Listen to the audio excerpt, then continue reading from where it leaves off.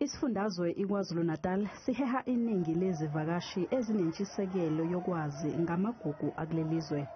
From ulwandle lethu to izintaba zethu zokhahlamba to iculture yethu kanye nama-wonders wethu bo-Drakensberg, ukhahlamba, isimangaliso, wetlands, our history, imile ekutheni sikhombise umhlaba wonke ngalokucwebecwebe nobukhazikhazi obukhona lapha KwaZulu-Natal. Kodwa ke kuningi okusamele kwenziwe ukwakha ubumbano.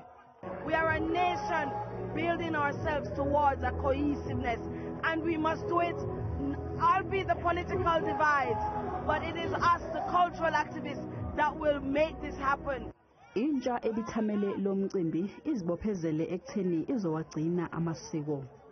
We may think we're not united, but when we come together to events like these, that's when you see that at the end of the day, we're all Africans. Lenyanga yamagugu izohambisana nefestival yemidlalo yomdabu ezodonsa isonto lonke.